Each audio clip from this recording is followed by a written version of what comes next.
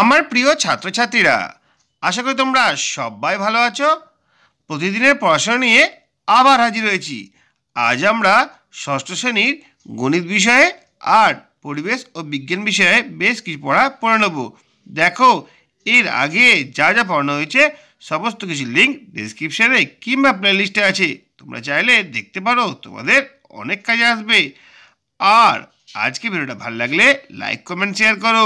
চ্যানেলে যদি নতুন থাকো চ্যানেলটা সাবস্ক্রাইব করে পাশে থাকা বেল আইকনটা বাজিয়ে দেবে, যাতে আমার তৈরি পরবর্তী ভিডিওগুলো সবার আগে তোমার কাছে পৌঁছায়। চলো আজকে পড়াটা শুরু করি। দেখো, আজকে আমরা করব কোষে দেখি 3 সকল অঙ্কগুলো একটু করে ভালো করে বুঝে নেব। প্রথম প্রশ্ন কি আছে দেখো, নিচের সংখ্যাগুলি সব থেকে কাছে 10-এর গুণিতকে পূর্ণ সংখ্যায় লিখি। 12, 347, 1324, 5968। কীভাবে করতে হবে চলো একটুখানি আমরা বুঝে নিই। প্রথমটা ছিল 12। দেখো, 12-র কাছাকাছি 10-এর গুণিতক কত হচ্ছে? 10 আর 20। 12 থেকে 10 বিয়োগ করলে হচ্ছে 2, 20 থেকে 12 বিয়োগ করলে হচ্ছে 8। তাহলে 2টা ছোট, তাহলে 12-র সবচেয়ে কাছাকাছি 10-এর পূর্ণ সংখ্যা গুণিতক হচ্ছে 10। সেরকমভাবে 347, দেখো 347-এর কাছাকাছি সংখ্যাগুলো হচ্ছে 340 আর 350। এবার 347 থেকে 340 বিয়োগ দিলে হচ্ছে 7, আর 350 থেকে 347 বিয়োগ দিলে হচ্ছে 3। কোনটা ছোট? 3 ছোট। তাহলে 347-এর সবচেয়ে কাছে 10-এর গুণিতক পূর্ণ সংখ্যা হচ্ছে 350। এরপরটা দেখো 1324। 24 মানে কাছাকাছি হচ্ছে 20, আর একটা হচ্ছে 30। কোনটা কাছে আসছে? 3324। 1324 থেকে 1320 বিয়োগ দিলে হচ্ছে 4, আর এটা 1330 থেকে 1024 বিয়োগ দিলে 6। 4টাতে ছোট, তাহলে 1320-র সবচেয়ে কাছাকাছি পূর্ণ সংখ্যা গুণিতক হচ্ছে 1320। তারপরে দেখো 5968। এই সংখ্যার কাছাকাছি সংখ্যাগুলি কী হচ্ছে? 68। তাহলে কথা হবে 60 আর 70। ঠিক আছে, 68 থেকে 60 বিয়োগ করে হচ্ছে 8, আর 70 থেকে 68 বিয়োগ করে হচ্ছে 2। তাহলে 5968-র সবচেয়ে কাছাকাছি 10-এর গুণিতক পূর্ণ সংখ্যা হচ্ছে 5970। 70টা কাছে, 60টা অনেক দূরে। এরপর দেখবো 100-এর গুণিতকে। যেমন দেখো 619, 621। ঠিক আছে, 621-এর কাছাকাছি শতকের সংখ্যা কী আছে? 600 আর 700। তার মাঝখানে 621 পড়ছে। 600 থেকে 621 কত দূরে? 21 ঘর দূরে। আর 700 থেকে 621 কত দূরে? 79 ঘর দূরে। তাহলে কোনটা কাছে হচ্ছে? 21টা কাছে হচ্ছে। তাহলে 621-এর সবচেয়ে কাছাকাছি 100-এর গুণিতক হচ্ছে 600। অন্যভাবে দেখো 483। 483 কার কার মধ্যে পড়ে? 400 আর 500-র মধ্যে পড়ে, শতকের ঘরে গুনছি বলে। ঠিক আছে, তাহলে 483 থেকে 400 কত দূরে? 83 দূরে। আর 500 থেকে কত দূরে? 17 দূরে। কোনটা কাছাকাছি? 17 কাছাকাছি। তাহলে 483 সবচেয়ে কাছের 100-এর পূর্ণ সংখ্যার গুণিতক হচ্ছে 500। তারপরে দেখো কি আছে? 6521। দেখো 521। ঠিক আছে, আমরা শতকের ঘর দেখছি। 521 মানে কার মধ্যে রয়েছে? 521 মানে 500 আর 600-র মধ্যে রয়েছে। তাহলে 500 থেকে কত দূরে? 21 ঘর দূরে। আর 600 থেকে কত ঘর দূরে? 79 ঘর দূরে। তাহলে কোনটা কাছে? 21টা কাছে। উত্তর কত হবে? 6521-এর সবচেয়ে কাছে 100-এর গুণিতকের পূর্ণ সংখ্যা হচ্ছে 6500। 500 থেকে 521টা কাছে, কিন্তু 600 থেকে অনেকটা দূরে হচ্ছে। এইরকমভাবে আর একটা অঙ্ক আছে 2178। দেখো 178 কার কার মধ্যে পড়ছে? 100 আর 200-র মধ্যে পড়ছে। 100 থেকে 78 ঘর দূরে, আর 200 থেকে 22 ঘর দূরে। তাহলে এটা ছোটো হচ্ছে। তাহলে 2178 সংখ্যাটি 100-র পূর্ণগুণিতকের পূর্ণ সংখ্যা হচ্ছে 2200। এরপর হচ্ছে 1000। যেমন দেখো 346। 346 কার কার মধ্যে পড়ে? 0 থেকে 1000-এর মধ্যে পড়ে। তাহলে 346 থেকে 0 বিয়োগ করলে 346 হয়, আর 1000 থেকে 346 বিয়োগ করলে 654 হয়। কোনটা ছোট? 346 ছোট। তার মানে 0 হবে উত্তর। 346-এর সবচেয়ে কাছে 1000-এর গুণিতকের পূর্ণ সংখ্যা হচ্ছে 0। আবার দেখো 827। 827টা কার মধ্যে পড়ে? 0 আর 1000-এর মধ্যে পড়ে। 827 থেকে 0 বিয়োগ করলে 827, কিন্তু 1000 থেকে 827 বিয়োগ করলে 183। কোনটা ছোট? 183 ছোট হচ্ছে, 827টা বড় হচ্ছে। তাহলে 827-এর সবচেয়ে কাছের হাজারের গুণিতক হচ্ছে 1000। তারপরে 6719, 6719 দেখো 6000টা কার কার মধ্যে পড়ছে, 7000 আর 6000-এর মধ্যে পড়ছে। তাহলে 6719 থেকে 6000 বিয়োগ করলে 719, আর 7000 থেকে বিয়োগ করলে হচ্ছে 281। কোনটা কাছে, 281টা কাছে হচ্ছে, তাহলে উত্তর হবে 7000। অনুরূপভাবে দেখো 8394, 8394টা কার কার মধ্যে পড়ছে, 8000 আর 9000-এর মধ্যে পড়ছে। দুটো থেকে বিয়োগ করে দেখতে পাচ্ছি সবথেকে কাছে হচ্ছে 394, তার উত্তর হচ্ছে 8000। এরপর দেখো নিচের সংখ্যাগুলি 10-এর পূর্ণগুণিতকে নিয়ে হিসাব করতে বলেছে। যেরকম 37-এর 10-এর পূর্ণগুণিতক হচ্ছে 40, 37-এর কাছাকাছি 40 আছে, আর 54-এর কাছাকাছি কি আছে, 54-এর কাছাকাছি 50 আছে। এগুলো যোগ করলে কত হচ্ছে, যোগ করলে হচ্ছে 90। অনুরূপভাবে একটা বিয়োগ করতে বলেছে 73 মানে হবে 70, 70-এর কাছাকাছি, 48 মানে 50-এর কাছাকাছি।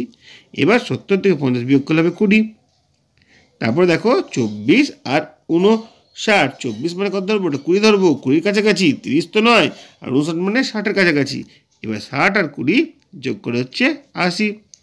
আবার দেখো 97 আর 38, 97 মানে ধরে নেবো ওটা 100, 38 মানে ধরবো 40, এই দুটো বিয়োগ করলে 100 থেকে 40 বিয়োগ করলে 60।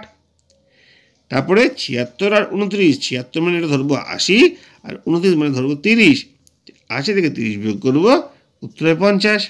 এবারে যোগ দিয়েছে 66 আর 73, 66 মানে কত ধরবো, 70 ধরবো, আর 73 মানে কত ধরবো, 73 মানে কিন্তু 70 ধরবো। দেখো 66 থেকে 4 ঘর আর 73 থেকে 3 ঘর আছে, তাহলে এটাই ছোটো হবে 70, আর 70 যোগ করলে 140। তারপর দেখো 251 মানে এটা 50 ধরবো, আর 175 মানে 180 ধরবো। 250 আর 180 এটা যোগ করলে হচ্ছে 430।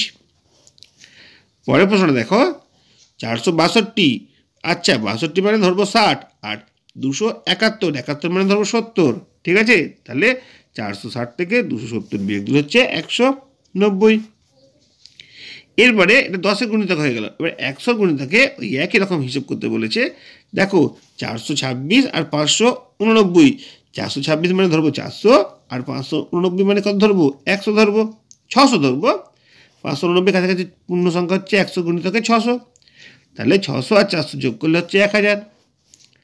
তারপরে দেখো 356 আর 435, দেখো 356 মানে কোনটা ধরবো, 56 মানে 50-এর উপরে হয়ে গেছে, এটা হয়ে যাবে 400, আর 435 মানে এটা হয়ে যাবে 50-এর নিচে মানে 400, 400 যোগ করে দেবো, উত্তর হবে 800, এটা 400 হবে। হ্যাঁ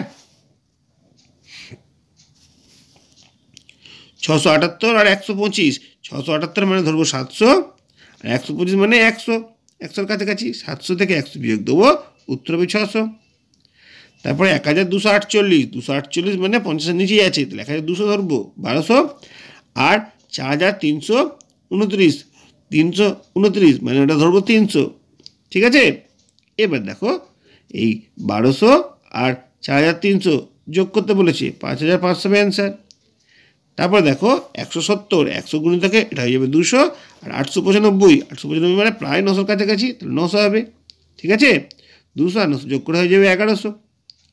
তারপরটা 947 আর 448, দেখো দুটোই কিন্তু রয়েছে 50-এর নিচে, তাহলে 947 হবে 900, আর 448 হয়ে যাবে 400, 900 আর 400 যোগ করে হয়ে যাবে 1300। 5612 আর 2095, 612 মানে 600, আর 2095 মানে এটা হচ্ছে 95 মানে 100-এর কাছাকাছি মানে 2100, তাহলে 5600 আর 2100 যোগ করে হয়ে যাবে 7700। এরপরটি কি আছে দেখো 4258 আর 2426, 258 মানে 50-এর উপরে, এটা হয়ে যাবে 300, 436 মানে 50-এর নিচে, এটা হয়ে যাবে 400। এবার এই দুটোকে 4300 আর 2400 বিয়োগ করলে হচ্ছে 1900। এরপরে 10 হলো, 100 হলো, হাজার, হাজারের গুণিতকে নিয়ে হিসেব করতে হবে। দেখি কীভাবে হবে। 2836, 800 মানে 500-এর উপরে আছে, 2800 500-এর উপরে তাহলে হয়ে যাবে 3000, আর 7466, 466 মানে 500-এর নিচে আছে, তাহলে এটা হয়ে যাবে 7000, 7000 আর 3000 যোগ করলে হয়ে যাচ্ছে 10000। 3036, 3076 মানে এটা 3000 হয়ে যাবে, আর 5731, 731 মানে হচ্ছে 500-এর উপরে আছে, তাহলে 6000 হয়ে যাবে। 3000 আর 6000 যোগ করলে হয়ে যাবে 9000 উত্তর। তারপরটা 7,767, দেখো 767 মানে 500 উপরে আছে, এটা 8,000 হয়ে যাবে। আর 3,885, 3,685, 600 মানে 500 উপরে আছে, এটা 4,000 হয়ে যাবে। 8,000 4,000 যোগ করে হয়ে যাবে 12,000। 9টা আছে 8,005, 8,005কে 8,000 ধরবো। আর 7,483, 483 মানে 500 থেকে কম আছে, তাহলে 7,000ই ধরা হবে। 8,000 আর 7,000 যোগ করে হয়ে যাবে 15,000। তারপরে 1,375, 6,307, 375 মানে এটা হচ্ছে 500 থেকে নিচে, তাহলে এটা 1,000ই ধরবো। আর 6,370, 370 মানে এটাও 500 থেকে নিচে, এটা 6,000 ধরবো। 5,000 আর 6,000 যোগ করে হয়ে যাবে 7,000। পরে অঙ্কটা দেখো, 8,643 আর 5,285, 8,643, 643 মানে এটা 500 উপরে, তো 8,000-এর ওটা হয়ে যাবে 9,000। আর 285 এটা 500 নিচে আছে, এটা 5,000ই হয়ে যাবে। 9,000 আর 5,000 যোগ করে উত্তর হবে 14,000। ঠিক আছে, এরপর দেখো ডান দিকের সঙ্গে বাম দিক মেলাতে বলেছে, এখানে আমরা উত্তরটা নিয়ে আলোচনা করে নেব। দেখো 38-এর 10-এর সবচেয়ে পূর্ণগুণিতক হচ্ছে 40, দেখো 38 40-এর কাছাকাছি হয়, 40 হবে। 78 মানে 100-র কাছাকাছি, এই জন্য 100 হবে। 875 1000-এর কাছাকাছি মানে সেটা 1000 হবে। 1,875 10-এর কাছাকাছি, দেখো 75 মানে দুটো ঘর নেবো, ঠিক আছে, 75 মানে 80-র কাছাকাছি, 8,080 হবে এটা। এবার 279 মানে 10-এর গুণিতক হবে 280। আর 325 মানে হচ্ছে 100 গুণিতক হবে 300। ঠিক আছে, এভাবেই সব অঙ্কগুলো তোমাদের সামনে হাজির করলাম। আশা করি তোমাদের বুঝতে কোনো সমস্যা হয়নি। এরপর আমরা পরিবেশ নিয়ে আলোচনা করব। দেখো পরিবেশে আমরা আজকে 26 পাতাতে পড়া শুরু করছি। প্রথমে যেটা দেখতে পাচ্ছি রয়েছে কর্মপত্র। ক, আমাদের শরীরে খাদ্যের কি পরিণতি হয় তা আমরা আগেই জেনেছি, বলতো এটা কি ধরনের পরিবর্তন?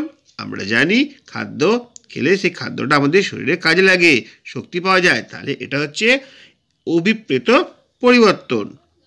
তারপর কি বলেছে, যত দিন যাচ্ছে তত লোক সংখ্যা বাড়ছে আর দরকার পড়ছে আরও বেশি খাদ্যের। বেশি খাদ্য উৎপাদন করার জন্য কি করা হচ্ছে, তার ফলে কি ঘটতে পারে তার নিচের ছবি দেখে তোমরা বুঝতে পারছো কি? দেখো নিচের ছবিটা আমরা ভালো করে দেখব কি আছে ছবিতে, এটা আমরা ভালো করে বোঝার চেষ্টা করব। দেখো এখানে কি রয়েছে, এইখানে একটা গাছের ওপর কীটনাশক প্রয়োগ করা হচ্ছে 1 নম্বর ছবিতে। আর 2 নম্বর ছবিতে সারও দেওয়া হচ্ছে, কীটনাশকও দেওয়া হচ্ছে।